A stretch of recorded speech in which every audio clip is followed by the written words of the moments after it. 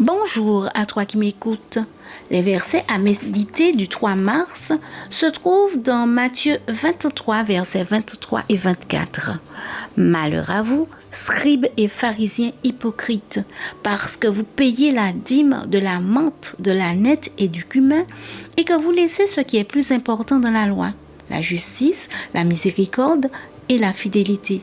C'est là ce qu'il fallait pratiquer, sans négliger les autres choses. Conducteurs aveugles qui coulaient le moucheron et qui avalaient le chameau. D'où le titre « Entre moucheron et chameau ». Jésus utilise le mot « hypocrite » que nous avons mentionné hier et le répète dans ce passage 7 fois, nombre de la plénitude. Il l'emploie pour ceux qui agissent en prétendant être ce qu'ils ne sont pas, pour ceux qui prétendent et paraissent supérieurs afin de dissimuler leur pauvre réalité. Jésus dénonce ici les religieux fondamentalistes qui, en public, sont excessivement scrupuleux pour les petites choses, mais qui, dans leur vie personnelle, manquent de conscience pour ce qui est vraiment important.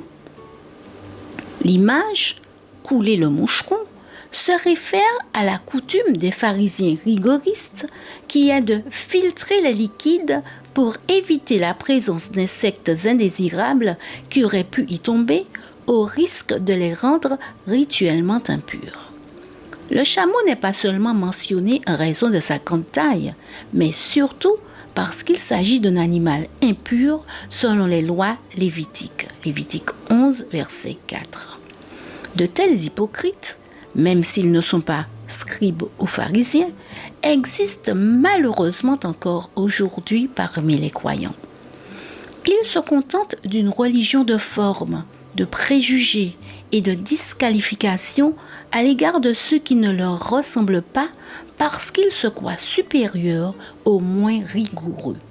Leur prétendue spiritualité comporte beaucoup d'intransigeance sectaire et de fanatisme intolérant, mais très peu de l'esprit de Jésus.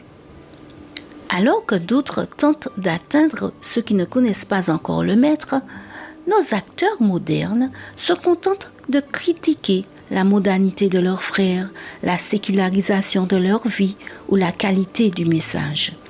Au lieu de prier pour leur Église, ils se consacrent à la dénoncer auprès d'autres personnes qu'ils sont censés évangéliser.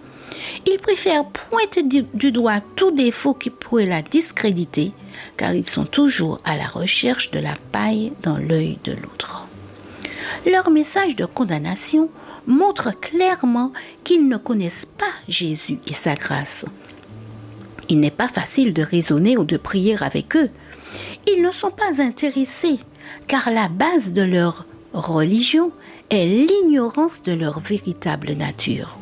Bien qu'ils semblent être les plus saints, ils sont facilement reconnaissables, car lorsque nous parlons de Jésus, de sa grâce et de son amour, ils deviennent mal à l'aise, se tortillent sur leur siège et commencent à aller à la pêche au commérage ou à partager leurs critiques.